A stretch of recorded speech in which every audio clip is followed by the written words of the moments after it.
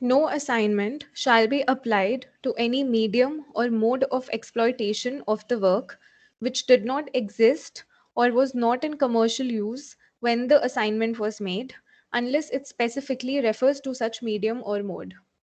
See, this basically means if today I'm entering into a contract of assignment with a person, and today we don't have any technology that deals with a particular exploitation of work. For example, let's assume that today we don't have OTT platforms, and I'm entering into a contract of assignment with a broadcaster that he can broadcast through cable TV and DTH platforms only. I'm assigning the rights of my film to him, broadcasting rights. But today we don't have OTT platforms. So this proviso implies that if in the future we get the technology of OTT platforms, say after 10 years, and the assignment is for 20 years, the person is not allowed to use the medium of OTT platforms because it was not present when the contract was entered into. So this basically strengthens, this proviso was added to strengthen the position of authors if there are new advancements in technology. See, if new technologies come and there are new modes of exploitation that are invented, because scientific developments are very dynamic in nature, they keep happening. We cannot predict that a new mode of exploitation cannot come when the assignment contract will be in force. So to protect the rights of authors, because otherwise it will become very unfair if the broadcaster is given right to exploit the work in any manner which is not even in existence at the time of entering into the contract. To protect the rights of authors and to strengthen their position in the copyright law, this proviso was added. So it makes the assignment contracts more author friendly. Did you guys understand or should I repeat it? Hello? Someone please. Yes, ma'am. Understood? Got it. Okay. Yes. Author of a literary music or musical work included in a film. So now there are some bullet points which relate to assignment of literary musical works or which are included in a film, and literary musical works that are included in sound recordings. The author of a literary or musical work which is included in a film. So basically, literary work could be the script of the film, the dialogues, the lyrics, and musical work is the background music that is played behind the scenes also and in the songs also, or the music to which some dance choreography is happening in a film. So the author of such works shall not assign or waive his right to receive royalties on an equal basis with the assignee. This is a shall provision, meaning it is mandatory. Why this was introduced was because there were instances when the where the producers of films were like putting undue influence on small artists and scriptwriters and lyricists to waive their copyright, to forego their copyright, so that all the rights belong to the producer. So after the Copyright Act included this mandatory provision of shall, so now the author is not allowed to waive or assign his right of to receive royalties. So nobody can exploit them also, because now this is a legal mandate for any utilization of the work except communication to the work, including cinema halls. For any utilization of the work except communication to the public. Now, there is an exception to this shall provision, that apart from the work being communicated to the public, all other utilizations of the work, which could be like adaptations or translations or any of the economic rights that we have, this provision shall apply to them, but not to communication to the public, except to the legal heirs of the author or the copyright society. So, the right to receive royalties that is there in the first line, that can be assigned or waived, and it can be assigned to the legal heirs of the author or the copyright society. Now, what is the copyright society we'll be dealing with at the end of the unit? So it'll make more sense. Any agreement to the contrary would be void. So even if there is an agreement that a producer has influenced an author to forego his right to receive royalties, that contract will be void. So if you go to the court, there is no enforcement. So the author will anyway receive royalties. This is only to protect authors again. Next category is when a literary or musical work is included in a sound recording and the provision exactly the same. So for films or sound recordings, the authors cannot assign or waive their right to receive royalties. Now, the next section that tells us about the various procedural requirements of assignment is section 19. So, this lays down for how long can an assignment take place, what are the documents that we have to submit, what all do we have to mention in our application. So, everything technical and procedural is there in 19. Section 19 of the Copyright Act deals with the mode of assignment. It lays down the various conditions regarding procedure of assignment of copyright. It provides that the assignment has to be in writing, signed by the assigner or any authorized agent. So assignment has to be in writing. There is nothing which as an oral assignment. So anything oral is not allowed only for assignment purposes. Otherwise, we do have the concept of oral contracts. You all know that you've studied contract law, but only for assignment it has to be in writing. And what all should it specify? It should identify the work, what work is being assigned in clear detail, what rights are being assigned, whether the assignment is of the whole of copyright, all rights that are there in section 14, or only partially. Duration of assignment.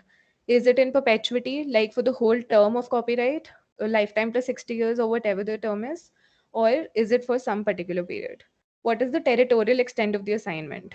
Till what extent can geographical extent can the assignee exercise those rights? Is he allowed to go beyond India or go beyond some particular states in India? That will be mentioned. It shall specify royalty or other consideration to be payable to the author or the legal heirs during the assignment. Why they mention legal heirs every time is because the term extends even beyond the death of author. After the death, the legal heirs are eligible to receive all the royalties or whatever benefits are there. So they always mention legal heirs during the assignment, and it shall be subject to revision, extension, termination. So the parties to the contract have the powers that they can revise their contract, they can extend their contract, and also terminate it on mutually agreed terms. If the assignee does not exercise the rights assigned to him within 1 year, the assignment will lapse. Now, this is a peculiar provision only for assignment. That if the assignee, for example, only the adaptation and translation rights have been assigned to a third party. If within 1 year, not even one adaptation or translation has been taken place, the assignment can lapse.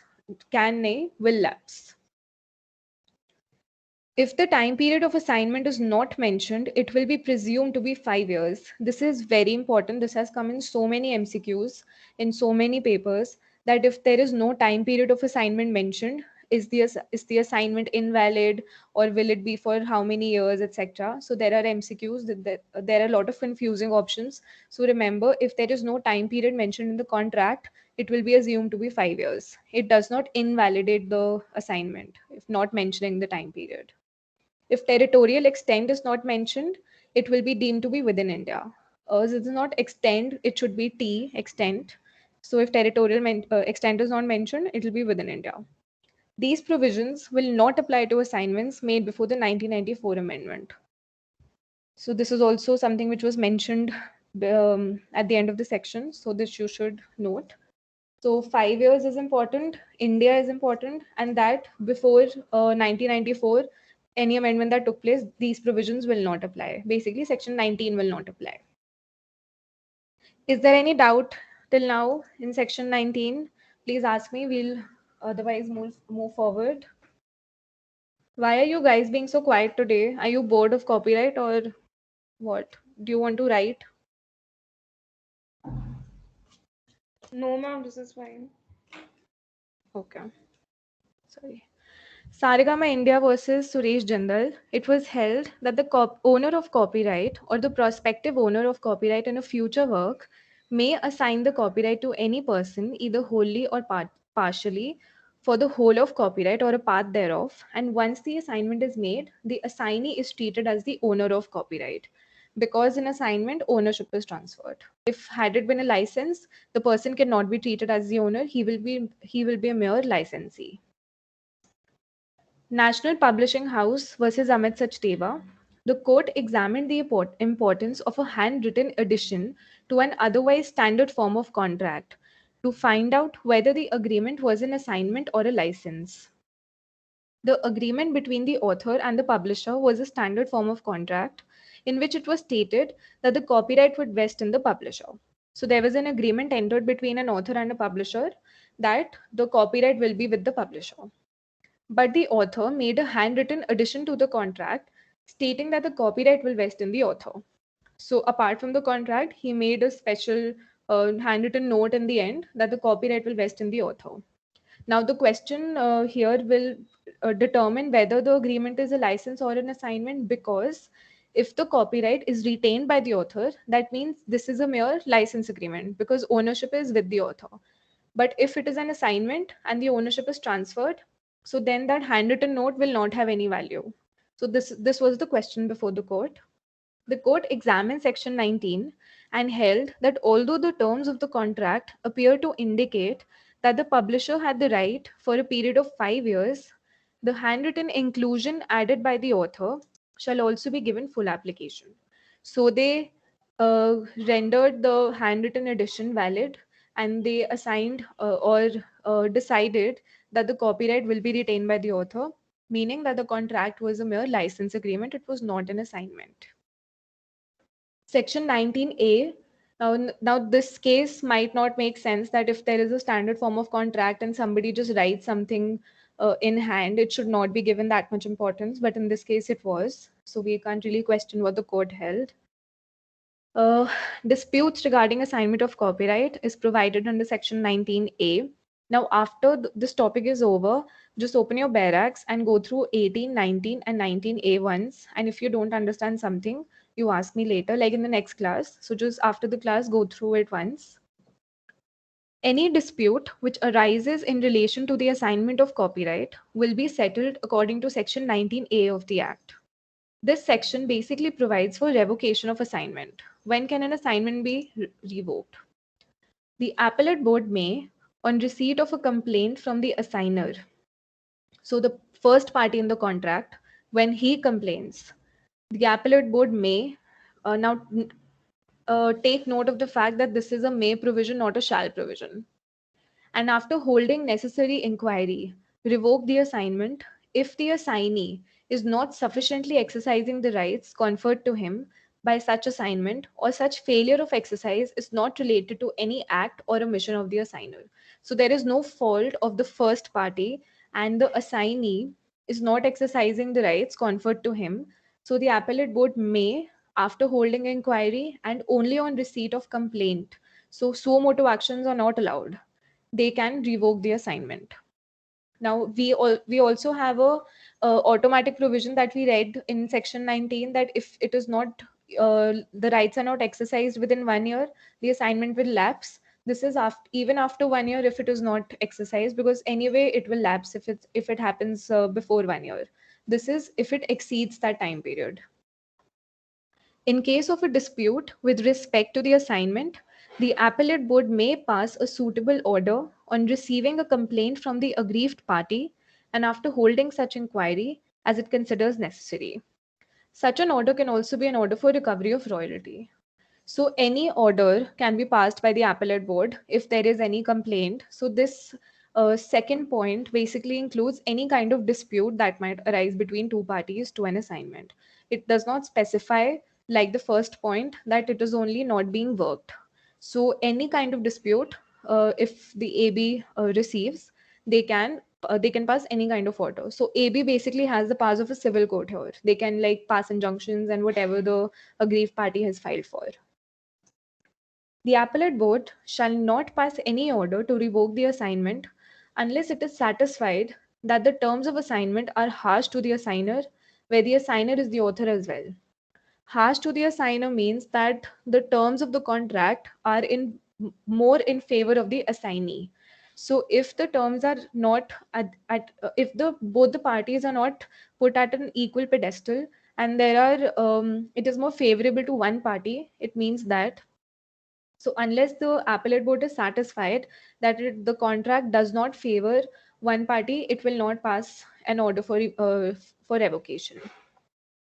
No revocation can be made within 5 years from the date of assignment. Now, this is important. No matter what the dispute is, no matter what happens, the assignment cannot be revoked before expiry of 5 years from the date of assignment.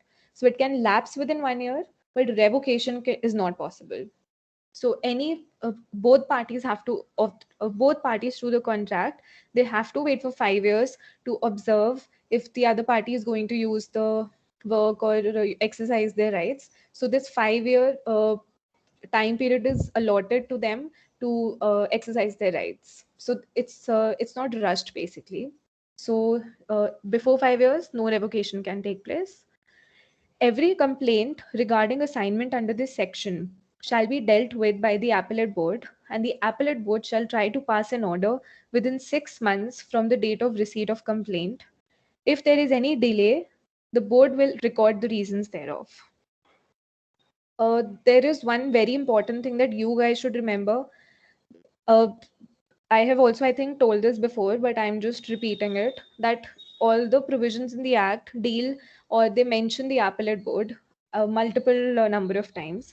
But today, the appellate board is no longer in existence. So it was some months ago that the president had had passed an act which basically nullified all tribunals under various acts. So the appellate board is basically created under the Trademarks Act, which and the board created under the Trademarks Act is also governs and regulates all other IPRs. So copyright, patent, all disputes are handled by that board. But that board today does not exist. So until new laws come into force, which don't have provisions relating to the appellate board, you have to follow this act, obviously, because there is no other law yet. But for your information, currently the appellate board does not exist. It has been dissolved. So now all disputes will go to the High Court. Now that's it for assignment. Is there anything you guys did not understand? So see, basically all the major parts of copyright law we've already covered. So there is so if you guys have understood everything till now, you guys have laid your foundation for copyright law. Now all the topics that we are going to cover, including this one, are all technical and procedural and everything.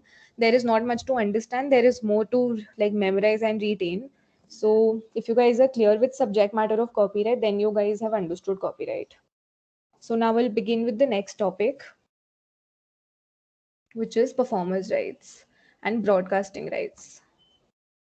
Why isn't it opening? So I've prepared a like brief PDF for you all because honestly I was bored using PPTs, so I thought I'll make a PDF. See, when we look at a work, it could be a film, it could be a sound recording, it could be just let's take an example of a song. So a song has various authors in a single song. So we have lyricists, which are authors of the literary works. We have music composers, authors of musical works. Now, singers don't have copyright. Singers have performer rights because they perform the song that is created by other people. Singers don't create the song, they just sing it, they perform it. So, when somebody is performing some work, they don't get copyright, they get performers' rights.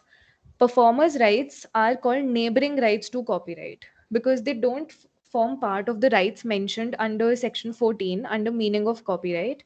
But performers' rights is a special category of rights that were included through an amendment.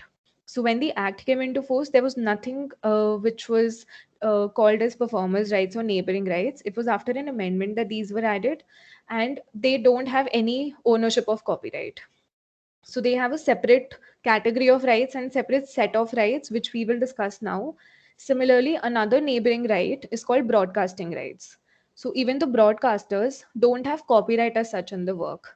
They get assignments or licenses or even transfers of copyright for the purpose of broadcasting somebody else's work. So they are called broadcasting reproduction rights. They are also called neighboring rights. So we have two neighboring rights under the copyright regime. One are performers' rights and one are broadcasting reproduction rights. So first we'll read about performers' rights and deal with some cases and some provisions that are there in the Act. The visual or acoustic performances of actors, musicians, singers, or dancers forms a key part of the creative process, and the performers who display their talents through their artistic performances must be entitled for certain rights over such performances as well as a share in the proceeds from his commercial exploitation. However, the rights of the performers were not recognized internationally until the adoption of the Rome Convention of 1961. So, in the very first or second class of IPR, when we started in the beginning, we had discussed many conventions. Rome Convention was one of them, which dealt with only performers and broadcasters. So, if you want to have a recap, you can go to the PPT of International Conventions of IPR and read about Rome once. This international treaty called for protection against unauthorized broadcast of any performance without providing adequate compensation to the performer. These rights are over and above the rights granted to the original author or owners of the work. These rights recognize that a performer, being an artist, has the privilege under the law to restrain others from broadcasting his or her live performance to the public without his permission. The essence of a performance is that it is live. So, the performer has the exclusive right that he can restrict others from broadcasting his live performance or even recording their live performance. So even if you go to a like any drama or any theatrical performance or to watch some say for example ballet or something, and if you record the performances, the performer has the right to restrict you, but usually they don't, because first they can't track every person in the audience recording their performances.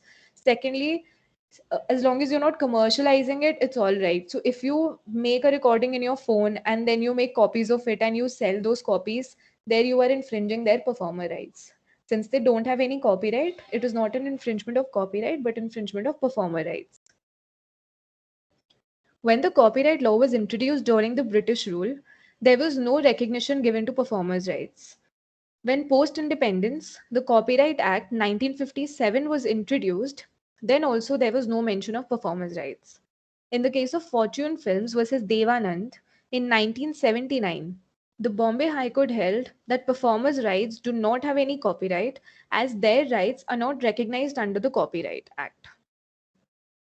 The Indian Copyright Act also for a long time failed to give due recognition to the rights of performers, and it was only in 1994 when the Rome Convention came into force and it mandated granting performers' rights, that the Copyright Act was amended to give certain rights to performers.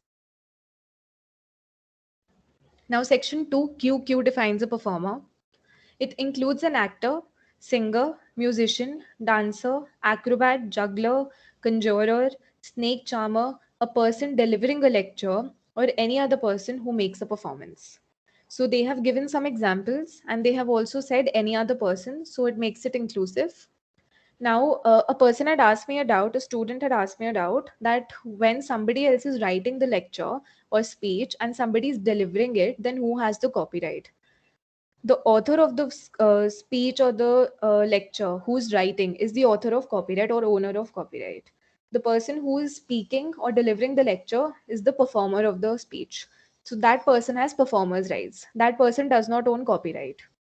And obviously, if the person who's writing is also delivering, then obviously the performer, the copyright owner, everything vests in the same person. Section 2Q defines a performance. In relation to performer's right, it means any visual or acoustic presentation made live by one or more performers. So being live is what defines a performance. What are the rights of a performer under the Copyright Act? So section 38 tells us what rights performers have. Section 38 says that if any person during the continuance of performer's right without the consent of the performer does any of the following acts in respect of the performance or a substantial part thereof, he will be deemed to have infringed the performer's rights. So there are certain acts which constitute infringement, basically, they're trying to say. So if any of the points that I've mentioned below, if any person does any of these acts without taking permission from the performer, he will said to be infringing performer's rights. Reproduces, first one is reproduces a sound recording or visual recording of the performance. which was, so you basically make a recording, they mean to say. You reproduce the sound recording or visual recording. So there is a sound recording or visual recording of the performance, and you make copies of it without the consent of performer, or made for the purpose different from those for which the performer has given his consent. So the performer gave his consent that it can be used only at, say, family gatherings, and you made two, three copies to play at those gatherings. But then you start commercializing. So that is a purpose different from which the performer had granted permission for. Or it is made for purposes different from those referred to in section 39. 39 we will just do. It basically lays down the exceptions to infringement. So it is made for purposes which are not provided under section 39, which basically don't form a part of exceptions. Second, broadcast the performance, except where the broadcast is made from a sound recording or visual recording other than one made in accordance with 39. Basically, if it is not again falling under the exceptions and you are broadcasting the performance without taking consent of the performer, or rebroadcast the performance, then you will infringe the performer's right.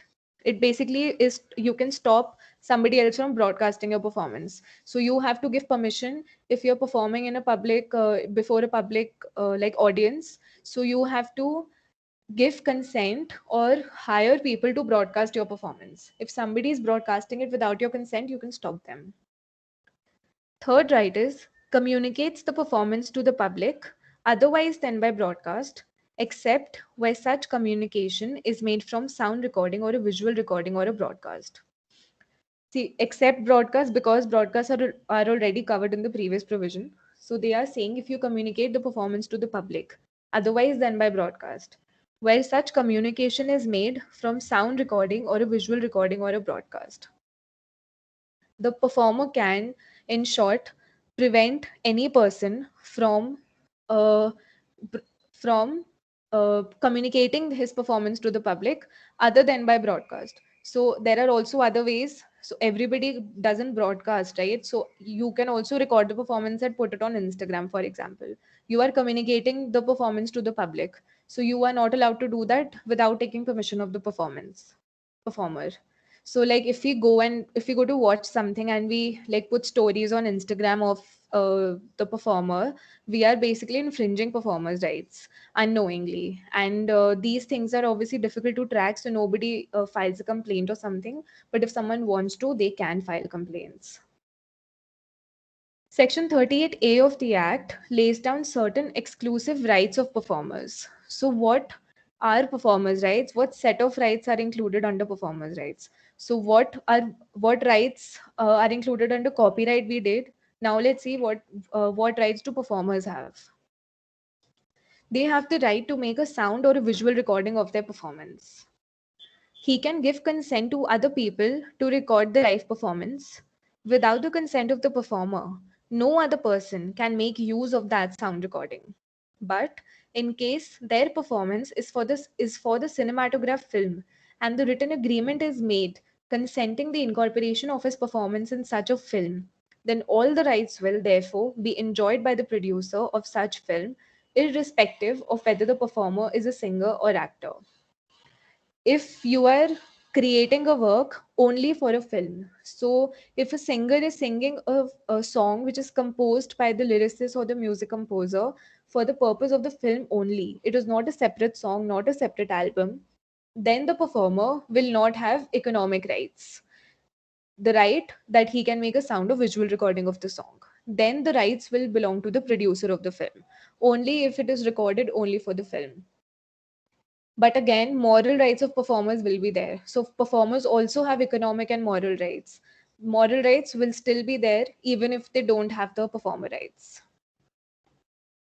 Second right which a performer has is the right to produce the sound recording or visual recording.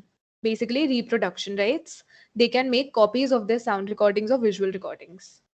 A performer may also become the producer of the sound or visual recording and can enjoy all the rights that a producer enjoys, such as reproducing a number of copies, giving the copies for commercial rental, a, num- a number of copies, giving the copies for commercial rental, communicating the work to the public, etc. But for that purpose, the performer must have prior permission from the individual copyright owner, like the lyricist and music composer, and should have the certificate related to the sound or visual recording by the competent authority. So if a singer wants to, singer is a performer, right? He doesn't own any copyright in the song. So if a singer wants to become the producer of the song, then he has to take permission from the lyricist and the music composer, and then from the competent authority, and then he can become the producer of the song, meaning he will then become the copyright owner in the song. So when a performer can get copyright on the performance is what this right is talking about. Third right is that a performer has the right to broadcast the performance. Performers can prevent others from broadcasting their live performance. See, most of the rights that you learn in IPR are going to be like prevent others, restrain others. This is because IPRs are considered to be negative rights. They are not like more than what you're allowed to do. It's like more about what you can prevent others from doing. So when you prevent others from encroaching upon your rights, they are called negative rights. And intellectual property rights as a whole are called negative rights, be it patent, copyright, trademark, anything. In case the consent of the performer is not taken and any other individual is broadcasting his performance, then it will amount to copyright infringement. But if the performance is for the cinematograph film, and then the rights will be enjoyed by the producer of the film, but if the performance is commercially exploited for other purposes other than the film, then the performer has the right to claim royalties. So if you are incorporating the song only in the film, then it's all right. But if you use the song for some other purpose, like some other singer singing your song in a concert, that you can prevent, or then you can talk about royalties. It usually doesn't happen. Usually singers in concerts sing their own songs, but they're not allowed to even sing other singers' songs. The final right that a performer has is the right to communicate the work other than by broadcast. Performers can use other means to communicate with the public than by means of broadcast. Broadcast means communication to the public either by means of wireless diffusion or by wire. Now, what is broadcasting rights we'll do at the end of this document? So there is a wireless diffusion and a diffusion by wire. Now, in short, what are the acts that constitute infringement of performers' rights? If you reproduce the work without the consent, you make copies of the work. If you use the performer's work without the consent, any other use of the work, you are not allowed to do that. Use of the performer's work for any purpose for which the consent is not obtained. Again, the consent was for a different purpose, but you are using it for a different purpose. Broadcast of the work other than the one mentioned in section 39. You're broadcasting the work which is not mentioned under the exceptions. Finally, communication of the performance without the consent of performer to the public other than by broadcast. So whatever rights the performers we discussed above, all at if you like turn the point 180 degrees, that means we also get what is infringement. What acts do not constitute infringement? What are the exceptions? First, the act of reproducing any sound or visual recording for the purpose of private use or teaching research work only. So, domestic uses are allowed, or teaching research work are allowed. In case the work is reproduced for the purpose of judicial proceedings, reproduction for the purpose of reporting, reviewing, or other things that come under fair dealing. So when we do infringement of copyright and what exceptions are there, so there is a very big topic called fair dealing, which tells us that criticisms, reviews. So see, we see in a lot of magazines and newspapers that there are columns which criticize or review a film that is just released. So there are a lot of people who review films. Even on like social media, we see a lot of reviews who are official, like professional reviewers. So they are not infringing on copyright by like using their somebody else's work for the purpose of review. That comes under the exceptions because they are allowed to criticize or review. Reproduction, okay, this is done. In case the work is reproduced for the purpose of use by members of the legislature, government purposes are allowed. Some other uses that are not considered infringement under section 52. 52 is what I was talking about under fair dealing. Section 52 deals with the exceptions. Now, that is a very big topic which we'll be discussing later. Now, performers also have moral rights, just like copyright owners, copyright authors who have moral rights, performers also have moral rights. This was also added by an amendment, and that's why it's 38B, because it was added by an amendment. The performer has the right to be identified for his work, even though he has given all his rights to the producer of the film. So, like the singer does not own any right because the song was made for the movie itself, but the singer has moral rights, being a performer. The performer, even after giving up their rights over the work, have the right to be recognized for their work. So, the first moral right that we did was the right of paternity, the right of attribution, that the person should be given credit. So, the right of recognition is also on the same lines. They also have the right to object in case any alteration is made. So, in the second moral right that we did, the right of integrity, we saw that you cannot modify, distort, or mutilate anybody's work, which is prejudicial to their reputation. Similarly, the performer can also object for any alteration which he does not consent for. In case the producer of the film shortens the length of the performance or removes some portion of the work because of some technical issues or time constraints, then the moral right of the performer is not said to be prejudiced. So this is very self-explanatory, so I will not repeat it. Now, what are the exceptions to infringement, particularly for performer rights? It is given under Section 39 of the Act.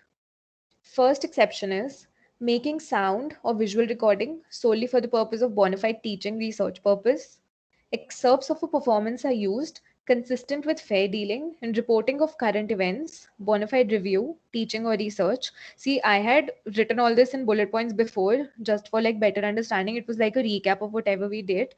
This is what Section 39's language says. So I've also put this. Now we'll go through some cases which were decided on the subject of performer rights. One of the earliest cases where the performer's rights came into question and where it was completely denied by the court to recognize performers' rights in the film was in Fortune Films International versus Devanand, the case that we read in the first page, also the same case. Here, the court held that an actor has no right to control the use of their performance in the film. The actors were given a fee for their performance, and after, the producer was free to use their performance in whatever way they wished to use it. But with the amendment in 1994, performers' rights were given recognition. So before that, the actors had no say in how.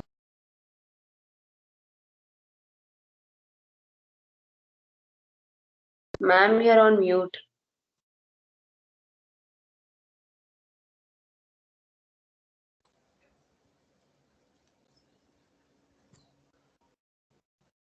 Okay, so where was I?